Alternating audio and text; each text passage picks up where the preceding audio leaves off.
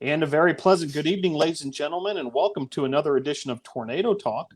We're here Monday nights where we talk all things Brevard College athletics, and glad you're able to join us this Monday night. Just want to let you know, if you're watching on Facebook Live, this is an interactive format, so feel free to leave your questions and comments in the chat box in Facebook Live, and we'll do our best to get to those questions and comments throughout the evening. Well, tonight we're going to talk a lot of women's soccer, and very happy to be joined by the women's soccer coaching staff. In the bottom right corner is Juan Mascaro. He's the head women's soccer coach. Coach Juan Mascaro, thanks for joining the program. Thanks for having us, Phil. Really appreciate it. Also with us is Shaughnessy, the assistant women's soccer coach. Thanks for joining the show, Coach Shaughnessy. Thanks for having us. And volunteer assistant women's soccer coach and assistant director of athletic operations, no stranger to Tornado Talk. It's Patrick Hall in the top left corner. Coach Hall, thanks for joining the show. Thanks, Phil. Thanks for having us. Well, want to get started with Coach Mascaro. And regular listeners of Tornado Talk probably know that Coach Mascaro is also the Vice President for Finance and Operations and the CFO for Brevard College.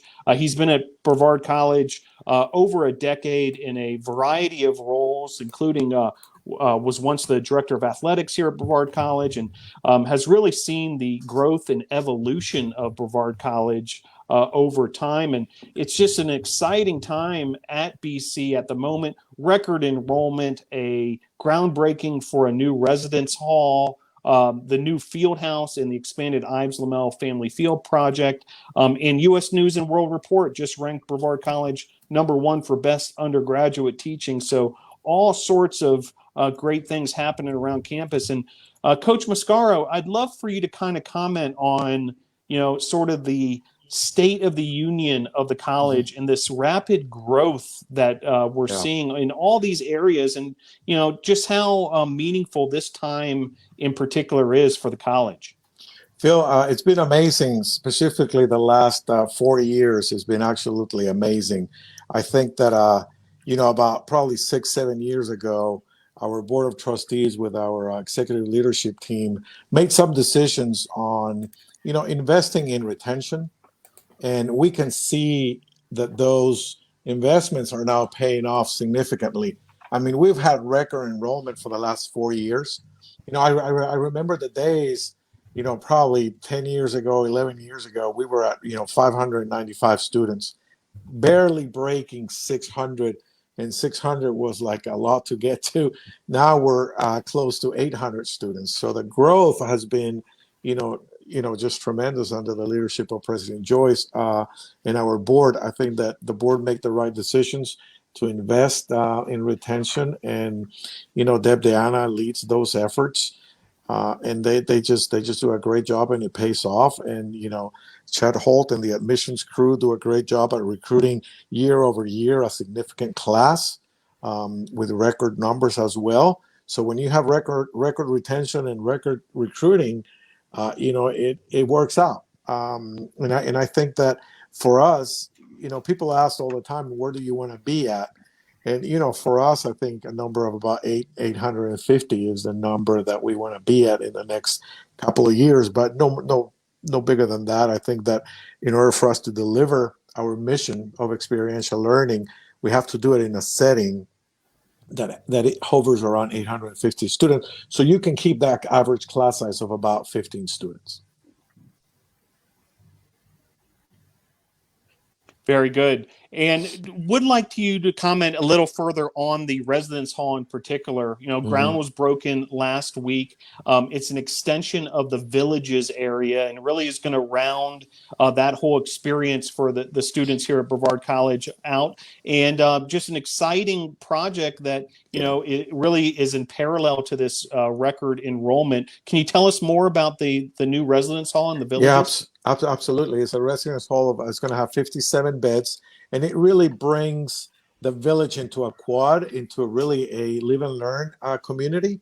It's going to be in the middle of the two villages, and the villages are going to benefit from that as well, because they're going to be able to use all the common areas of the new residence hall. It's very exciting. I think it's going to bring life to that side of campus. We're very, very excited. And the construction time is between 7 to 8 months, so it's going to go pretty quick.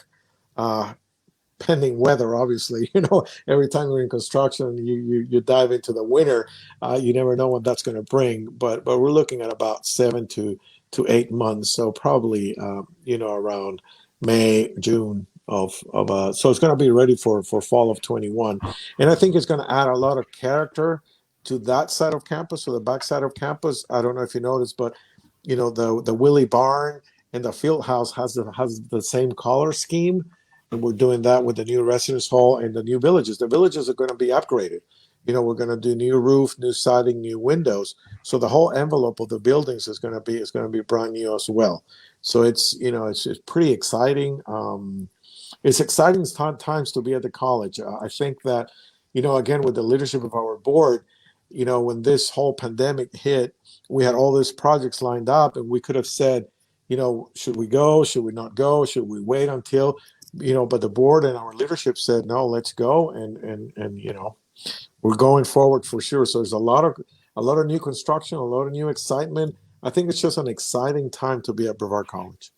Outstanding. And, on behalf of all of us at Brevard College, Juan, thank you for, all you've done to kind of make sure these projects happen and happen effectively and so forth. Well, would love to, kind of segue into the athletic side, because Coach Shaughnessy and Coach Hall are, starting to realize from the soccer standpoint, there's some new facilities, to enjoy. And, the expanded Ives Lamel family field with a grandstand now in place. And, certainly will also result in football coming onto campus for their games, but also the new field house, getting closer and closer to completion. Coach Shaughnessy, you're in close contact with your student athletes. Are they excited about these facility upgrades? Yeah, I definitely think they're excited. I mean, when they left before COVID, campus was the same. And to see all the expansions on campus really does make a difference. I think, just to have the football lines out there, the posts, to see the field house coming up and nearly finished. I joke about it, but the stands really changed just the dynamic of our field alone. So to bring everything to the center of campus is, really exciting. I mean, I wasn't at the scrimmage, but you could see on the camera, just the stadium atmosphere is very different than what it used to be. So a lot of good things are happening for sure. And Coach Patrick Hall, you hearing similar things? I know you're also in touch, and you've helped coach some of those scrimmages on the men's side. So between the men's and women's soccer student athletes, and all the student athletes here on campus, what are you hearing as far as excitement with those new facilities? Yeah, definitely. I can see that the men and women are very excited, seeing the fans in the stands, getting good crowds instead of standing out along the fences. Now you actually have somewhere to sit and somewhere to cheer on your the college players and stuff like that, and also being kind of teased with this new field house, but we're really ready to get everybody in there, and I can tell that everybody's excited with that. And Coach Mascaro, you're overseeing these projects. Can you give us a little more detail what folks who perhaps haven't been here to Brevard College to see the newly expanded field with their own eyes, and also the field house, kind of, exactly the purpose of these two projects? Sure. Let me first start by saying, I think the first thing that, if you haven't been to Brevard in a while, I suggest that you come after 8 p.m. and see the campus at night, because that is the first project that we did. We've installed over 135 new light poles. So when you come on campus at night, the campus looks beautiful, and it's all lit up, and every space on campus is very nice.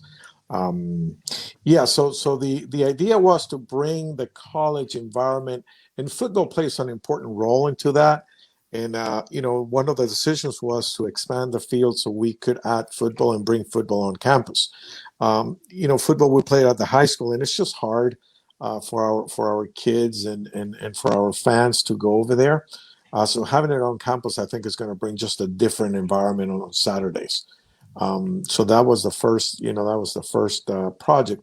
Then obviously the field house, as we were trying to find a home for our Willie program, probably we said, the best scenario is the barn, which was the football locker room, and our gym is a little tired. It's a building from 1960, so it needs a little relief. So we said, building a field house. That facility, the new field house, is going to serve over 300 students. So it's going to be an amazing facility. It's going to have, locker rooms for 6 different sports, including football. It's going to have a classroom. It's going to have a performance lab, a human performance lab. It's going to have a training room, offices for coaches. So it's really a state-of-the-art facility that is in prime location to the field. So I think it just enhances the experience. Our locker rooms were kind of mischief locker rooms, just made of empty spaces in the weight room. I mean, now it's a collegiate facility, and that's where we're trying to move the college to, up in the facilities, because I think facilities play an important role.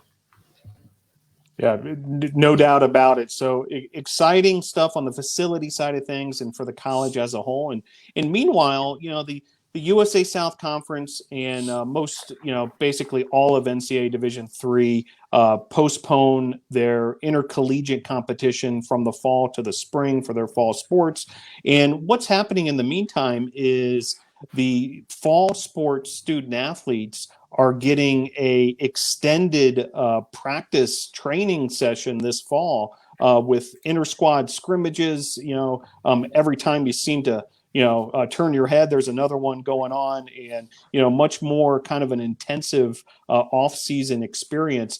Coach Mascaro, we'll start with you as far as kind of that overall experience that the student athletes are getting this fall in preparation for the season in the spring, but a little more involved this fall. Yeah, definitely. I mean, this is kind of backwards for us. We're used to going, a week and start playing for the fall semester, but for us, it's kind of interesting. First time it happens to us.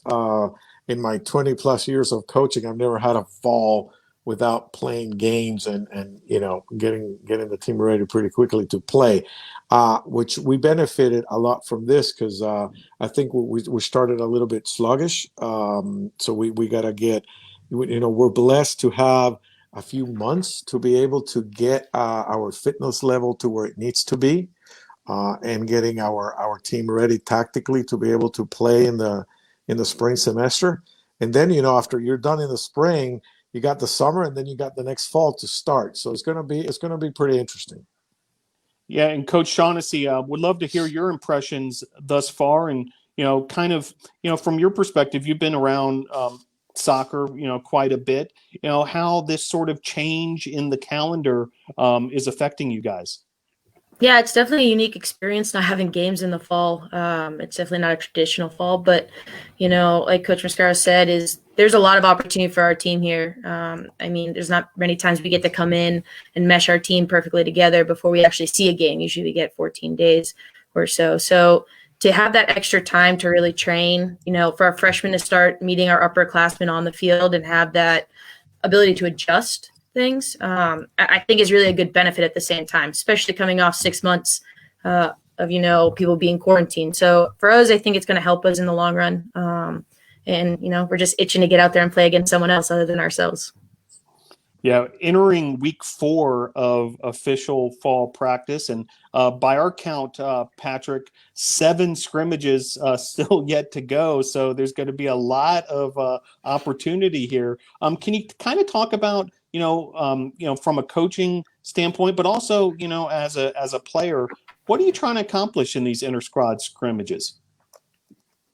For right now, I really see as our girls are really trying to mesh together, kind of feel themselves out, and trying to find some different positions for them. I know we have some that have gone from the midfield and playing outside back or vice versa, and really feeling themselves out and what's best for the team. And I think that's what's really good with these scrimmages, that we can mesh the team together really well and get the girls to know each other more, but also see what they can do outside of their position. The first scrimmage of the year ended up being called a little short due to a lightning strike in the area. And so obviously for the for the sake of player safety, called it a night. But I'm sure, Coach Mascaro, you were able to have some takeaways and learnings from that inter-squad scrimmage. What did you like, and also what did you see that the team needed to improve in? What I liked was that we got the first scrimmage out of the way, because normally the first game is just a lot of nervousness, and everybody is, very, very, very nervous about that first scrimmage. And the first 30 minutes showed it. I mean, I was glad, we did 3:30s. So I was glad the first 30 minutes went by pretty quick, because it was not pretty. But then it got better. So then they settled down a little bit. So what you try to do is, that first scrimmage for me was just get the first scrimmage out of the way, make sure they settle down, and then they start settling into their positions.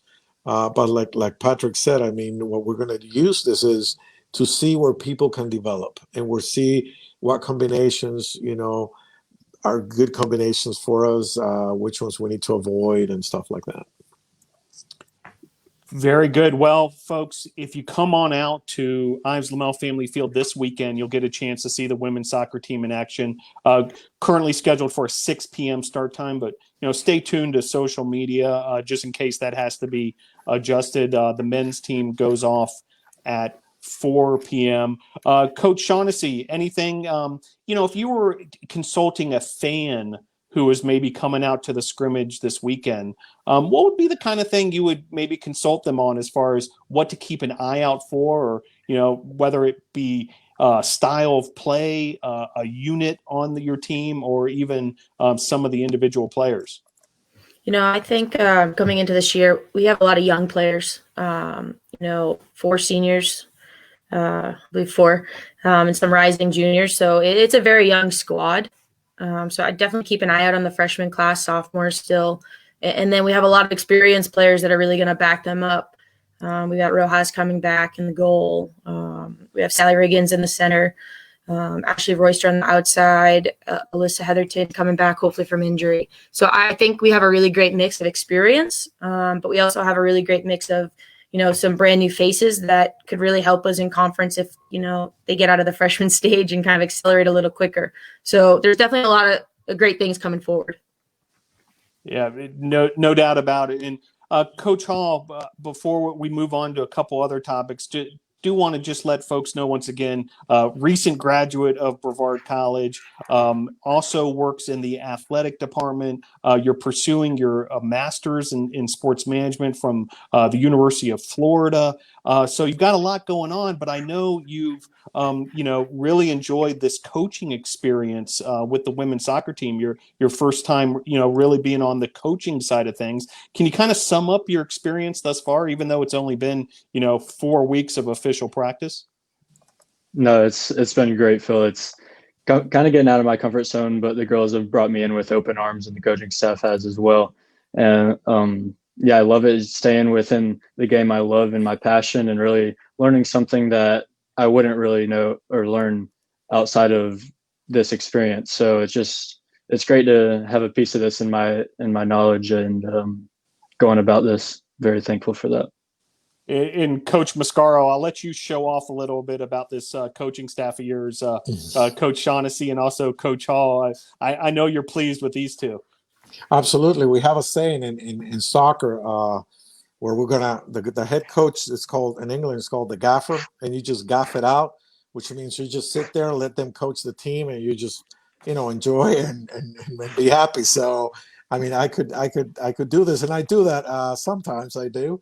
But they're great coaches. I mean, phenomenal players both. Great coaches. I mean, Chelsea has a ton of experience. Patrick is developing, but has he can take a session on and do it well. So we throw him out there, and we throw him in the deep end of the pool, and he's come a long way in 4 weeks. So pretty pleased and pretty blessed to have good people that I can trust, and pretty blessed. Outstanding. Well, the other big kind of news item that we haven't been talking about as much lately, we were ready to get started this fall, but obviously everything postponed to the spring, is NCAA Division III and USA South Conference membership official. So now, Brevard College is officially a member of both NCAA Division III and also the USA South Conference. What does that mean? The chance to compete for championships on both of those levels, both the conference and also qualify for the national tournament and also be eligible for a lot more awards and that kind of thing, but really settled in on the Division III side of things. Coach Mascaro, we'll start with you on this one as far as sort of the impact of those two announcements becoming reality. I mean, it's a long way coming, Phil. I mean, we've been 5 years into this since we made the decision to move to Division III. I think it was the right decision for the college. I think it's where the college should have been to begin with. But we got there, and it took us 5 years to get there, and now we just got to wait one more year to go and compete for NCAA tournaments. Because now that we're eligible, they're not having them. So we're just gonna have to wait one more year, but that's okay. But certainly a USA South title will be up for grabs this spring, and a lot of excitement there. Coach Shaughnessy, when you're talking to recruits, I know you're on the recruiting trail quite a bit. Can you talk about NCAA Division III a little bit and why it's such a good fit here at Brevard College, but also why it would be a good fit for a prospective student athlete?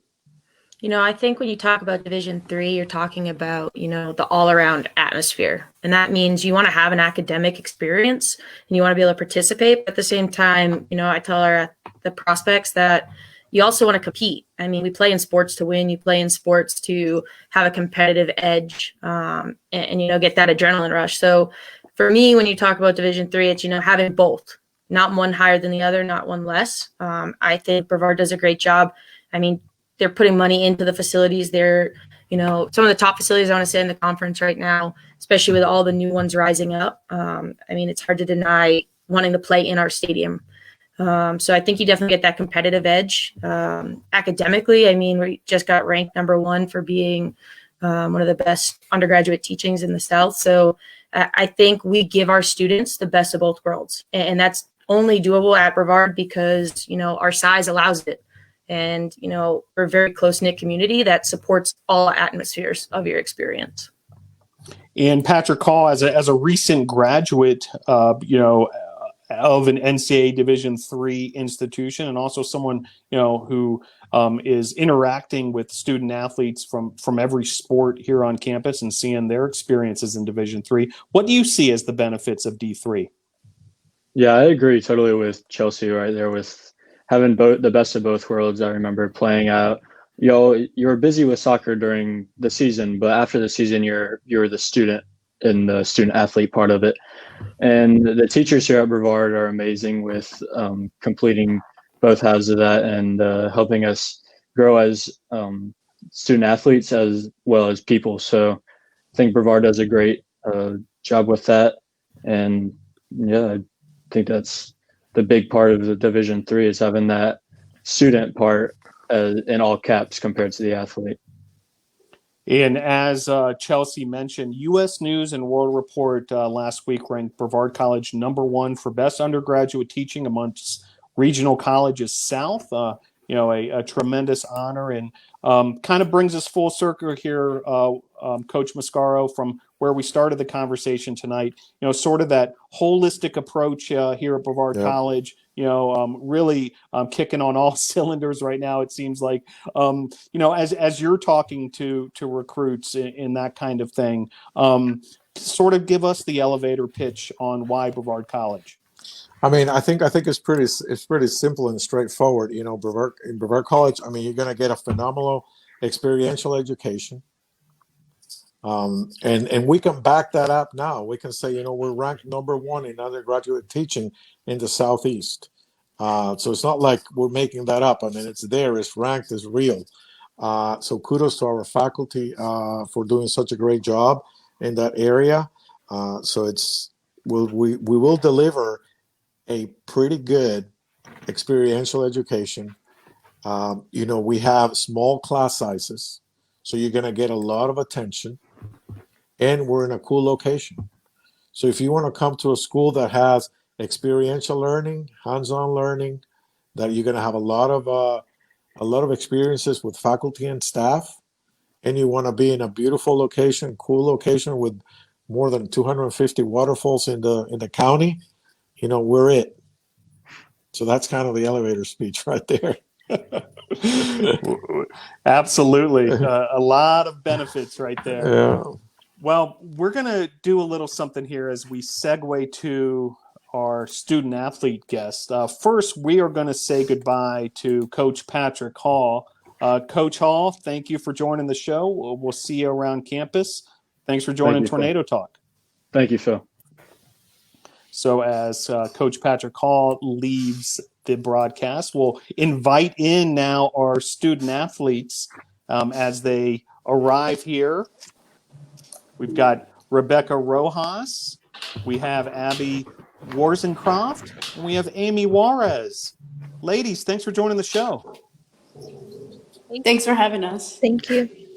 Very good. Well, Coach Mascaro, before we let you and Coach Shaughnessy go, any words as far as these three student athletes and, the exceptional work that they're doing? Oh, I mean, they're three great student athletes. Rebeccah is on her senior year, Amy as well. Amy came to us last year as a transfer student. And Abbie is the young one of the group. But great student athletes overall. I mean, they're just phenomenal athletes and great students. And that is what you look for in a recruit. When you're looking for somebody to bring into your program, you bring somebody that is going to be a phenomenal athlete, but it's also somebody that's going to be a phenomenal student.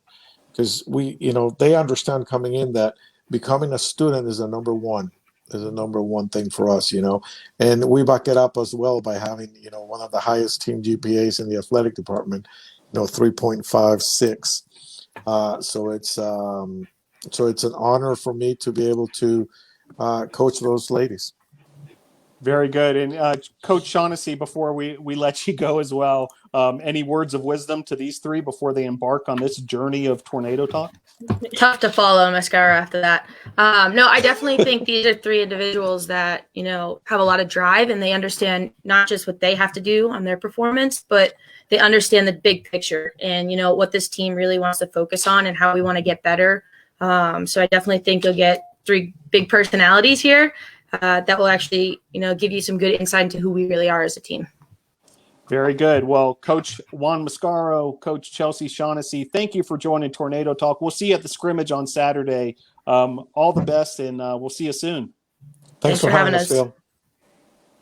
Very good. And just like that, there go the coaches, and we are off and running with part 2 of this Tornado Talk, now talking to women's soccer student athletes. Once again, you're tuned into Tornado Talk, an inside look at Brevard College athletics. If you're on the Facebook Live chat, just leave your comments in that chat box, and we'll do our best to get to any questions or comments throughout the broadcast. And senior goalkeeper Rebeccah Rojas from Murrieta, California, joining the show. Rebeccah, thanks for being here. Thank you for having me. It's always a pleasure and always fun to be on Tornado Talk with you and my teammates. Also here, freshman midfielder Abbie Worsencroft from West Union, South Carolina. Abbie, your debut on Tornado Talk. Thanks for joining the show. Well, thank you for having me. I'm excited for my first Tornado Talk. And senior midfielder from Arlington, Virginia, it's Amy Juarez. Amy, thanks for joining the program. Thank you for having us. Well, I'd like to start actually on the academic side because Coach Mascaro touched on it a bit, how that's such a priority for the women's soccer team. And I'd like to just go around the horn, hear from you as far as your academic experience here at Brevard College, what you're majoring in. Abbie, as a freshman, of course, I understand if you haven't declared a major, but, maybe what you're checking out and gearing towards. But certainly I'm sure Rebeccah and Amy have plenty to say at this point, being in their senior year. But let's just go around the horn, and I'd love to hear academically, what your experience has been like here at Brevard College and what you're majoring in. Rebeccah, we'll start with you. Yeah, so I'm majoring in business and organizational leadership, and I don't want to speak for Amy, but we both have 2 classes together, and one of the cultures and values we have on our team is obviously a high GPA, like Coach mentioned. And so with the business program that we currently have, Amy and I have shared 2 classes together. And one of the cool things is being in class with your teammate is you get to study together. And we study virtually together. We share notes, we share study guides, and it makes it a lot more motivating to do better with my teammate. And we work hard on the field together, and we work hard off in the classrooms, and we sit near each other in both classes. With some, obviously, certain classes you can't, or certain times you can't. But it's a cool and unique experience to actually have a couple classes with your teammates and continue to work hard on both sides of the spectrum here at the college. Very good. And already some comments coming in from Cherie Harris-Williams. My apologies if I'm mispronouncing that name. So proud of Abbie. Go Tornado. So NATO Nation is turning out for Abbie's appearance. And Abbie, same question I had for Rebeccah. As far as academically, I know you're in your first semester here at Brevard College, but what are you enjoying so far? And have you set any goals for yourself? Well, so right now I want to be an exercise science major. That's what I want to do. And I mean, I've been enjoying my classes. It's definitely different from high school, like adjusting it's different going into college, but I know the soccer team has helped a lot. I've had several of the upperclassmen just come up and talk to me like, hey, like, how's school going? Do you need help? Is there anything, like, do you need study hours? Like, just making sure I'm okay. But our coaches are also making sure that we're, like, studying and taking time for academics. So I feel like I have a pretty good handle on it because I have a lot of people to help me keep everything in check and make sure I'm doing what I'm supposed to. Very good. And Amy, love to hear about your experience on the academic side. Well, as you said, I'm a transfer and I'm also a board major. But having somebody from your team in your class is nice, but also having a small school, it's nice to have that your professors can really focus on you when you really need help. And just everyone on campus is very nice and helpful. Well, we got to see the women's soccer team in action for the first time at the newly expanded Ives Lamel Family Field. Has a new grandstand there, so great for the fan experience. And unfortunately, the scrimmage did get called a little early due to a lightning delay. But I know it had to feel good, you guys finally getting out there, even though you're playing against yourself. It felt like a real game. Referees were there and so forth. Rebeccah, we're talking almost 2 weeks ago now, but can you reflect back on that first scrimmage and your takeaways from it? Yeah, it was a little interesting at first competing against your own team. It's like the environment of all is very fresh since we haven't had a game, 1, and then 2, we're competing against each other. And at the same time, it's to add on to the interestingness is the fans are literally like right there. And so that is between the interestingness and the excitement. There's a ton of energy at the beginning of the game. And once we got on the field, it felt like a real game. Refs were there. We were really competitive. The girls played pretty well with each other, and it was really neat to incorporate the freshmen and obviously the returners and to see how we mingled on the field. And I thought it was a really good experience, first game, and I'm excited for more to come. From right now, we can only get better, and right now I like what we see, but at the same time, we can only go up if we continue to work hard. Very good. And Abbie, really your debut as a college player, in that kind of atmosphere. How'd you feel that afternoon? I mean, I was so excited. I was nervous because that was the first time I was playing soccer as a college athlete, but it really did feel like a real game. And it showed me how fast of pace the game is, because before we had just like scrimmage and practice, but that was like a true game to us. And it just kind of put it in perspective how different it is going into college. But I enjoyed it. I'm ready for our next scrimmage. I'm ready to play again. And Amy, as far as the things that you guys were pleased with in that scrimmage, and maybe some of the things you all realized that you need to continue to work hard at. Yeah, there's a few things that we still need to work on, like tactically, and we're not all in shape. which is kind of sad, but at least we have the fall to really work on that and become stronger in the spring. Yeah, kind of a blessing in disguise. This extended fall practice really allows a team like yours to fine tune and get very sharp by the end of it in preparation for the spring. Want to invite folks again this weekend, Saturday. It is open to the public. We're asking everyone to social distance and wear your mask, of course. But 6 p.m. The current game time for the women's soccer team on Saturday. But Rebeccah, you being around now, for now your senior year, 4 years here.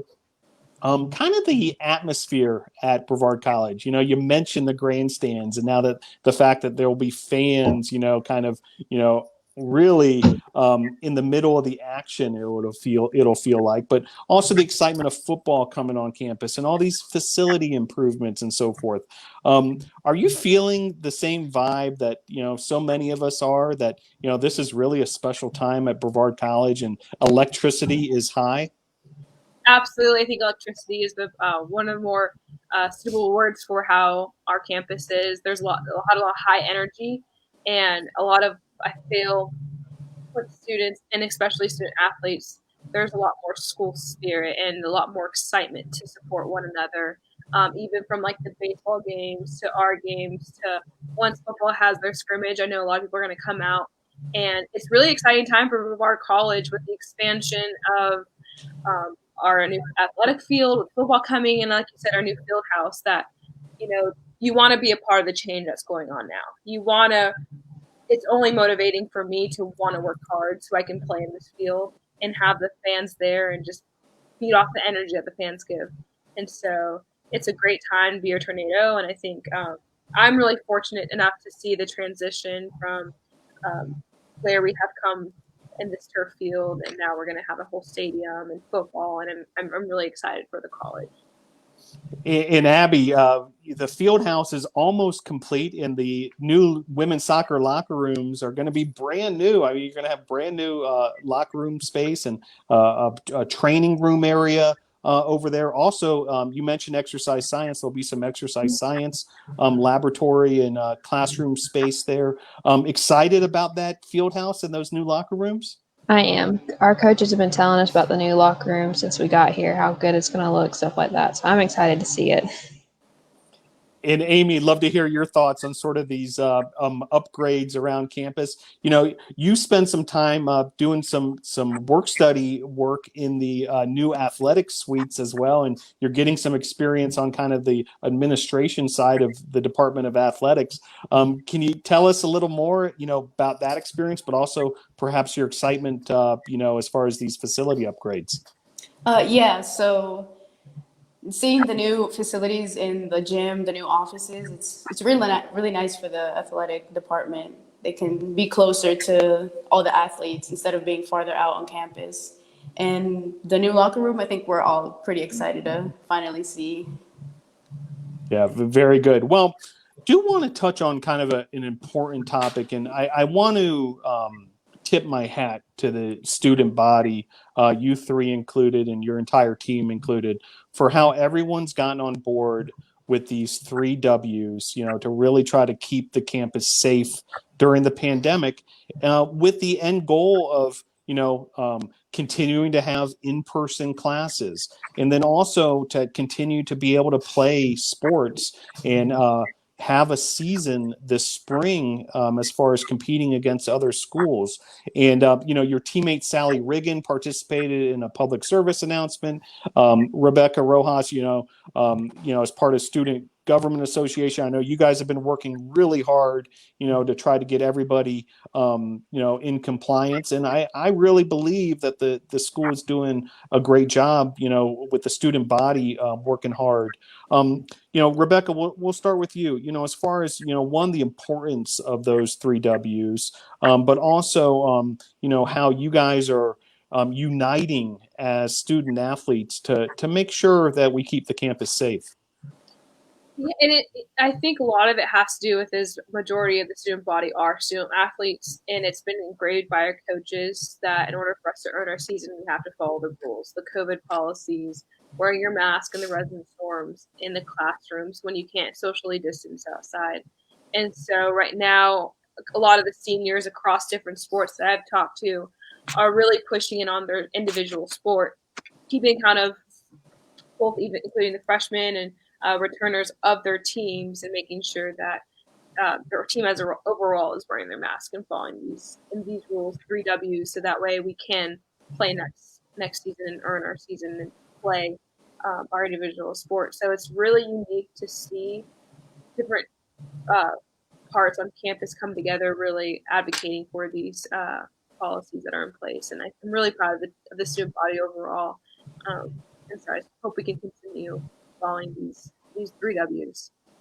Very good. Yeah, and appreciate your leadership in that area, Rebeccah, and also Abbie and Amy, you all as well. Just everybody getting on board on that topic. Well, I do want viewers to get to know each of you a little further and kind of your journey, both as a soccer student athlete, but also as a Brevard College student athlete. And Abbie, we'll start with you on this one. Can you tell us a little more about yourself? When did you start playing soccer, and then kind of continue to progress through your arrival here at Brevard College and how you found Brevard College? Well, so I've been playing soccer since I was about 3 years old. I've always loved it. I've always played it. But whenever I was in about 7th grade, I was like, I'm gonna get serious about it. So I played club and did that for a while. And I moved to another club whenever I was a sophomore in high school. And that's how Coach Shaughnessy saw me play at a tournament. And so she reached out and was like, let's talk. And then I was like, okay. So I emailed her some. And then my junior year, I came up for a visit. And when I got here, I realized that a really long time ago, I had come and visited to see the white squirrels. And just the more I started to talk to everyone around campus, and I did my official visit and met some of the girls, I was like, this is a great place to be. The soccer team seems like an amazing group of individuals to be a part of. I would get to continue doing something that I love and want to do as long as possible, and I would get a great education in an awesome place. It just was a no-brainer, a win-win. Brevard is where I want to be. Outstanding. And I love the white squirrel part of the story. We'll give the assist to the white squirrels of Brevard.